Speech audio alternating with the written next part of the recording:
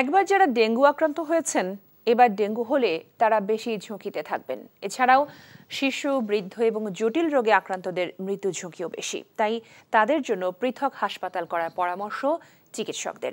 সংকট সময়ে IV fluid তথা স্যালাইন ও ওষুধ উধাও হওয়া রোধ করা এবং গ্রামীণ পর্যায়ে ডেঙ্গু পরীক্ষা নিশ্চিত করে দাম কমানোর পরামর্শ বিশেষজ্ঞদের।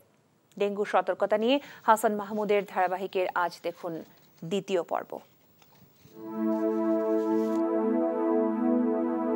ডেঙ্গুর প্রধান লক্ষণ জ্বর, তবে লক্ষণ ছাড়াও যে কেউ ডেঙ্গুতে আক্রান্ত হতে পারে। জ্বরের সাথে বমি, পেটে ব্যথা, রক্তক্ষরণ হয়ে থাকলে রোগীকে হাসপাতালে ভর্তি হতে হয়।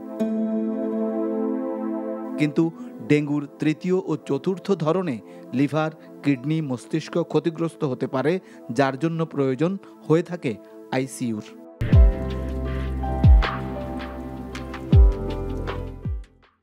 চারটে সেরোটাইপ আছে, চারটা দ্বারাই একজন আক্রান্ত হতে পারে। তবে কোনো একটা সেরোটাইপ দ্বারা আক্রান্ত হলে সেটা দ্বারা আর আক্রান্ত হবে না। তবে এর সঙ্গে আবার একটা ঝুঁকি থেকে যায়, কেউ যদি আগে অন্য কোনো সেরোটাইপ দ্বারা আক্রান্ত হন, পরবর্তীতে নতুন কোনো সেরোটাইপ দ্বারা আক্রান্ত হলে তার মধ্যে জটিলতা বেশি হয়, যেগুলো ডেঙ্গু শক সিনড্রোম বলি আমরা। যখন রক্তচাপ কমে যায়, বিভিন্ন অর্গান ফেলুর করে, মাল্টি অর্গান ফেলুর হয় এবং রোগী মারা যান। যদি একটা সেরোটাইপ দিয়ে আক্রান্ত হতো এবং সেটাই যদি এবার থাকতো তাহলে কিন্তু রোগীর আক্রান্ত হওয়ার সংখ্যা কম থাকতো।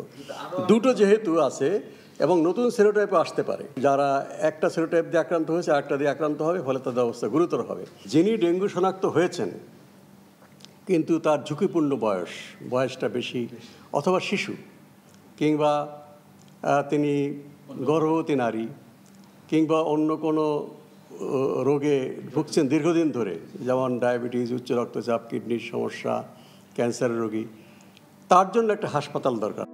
জ্বর হলে প্রথমেই ডেঙ্গু টেস্ট করার পরামর্শ চিকিৎসকদের। এ সময়ে অ্যান্টিবায়োটিক কিংবা অ্যাসপিরিন জাতীয় ওষুধ সেবন করা যাবে না। তবে গেলবারের মতো আইভি ফ্লুইড তথা জরুরি স্যালাইন সহ প্রয়োজনীয় ওষুধ ও উপকরণ বাজার থেকে যাতে উধাও হয়ে না যায় সে বিষয়ে সংশ্লিষ্টদের নজরদারি বাড়ানোর পরামর্শ তাদের। সবকিছু যেন আমরা এখন থেকে প্রস্তুত রাখি। আইভি ফ্লুইড যেন নর্মাল স্যালাইন, যেটা স্যালাইন দিতে হয় অনেক সময়, সবার যে লাগে তাও না, এটা প্রস্তুতি নিতে হবে। টেস্ট বলেন, চিকিৎসা বলেন, হাসপাতালের প্রস্তুতি বলেন, সব যেন আমরা আগে থেকে নিয়ে রাখি।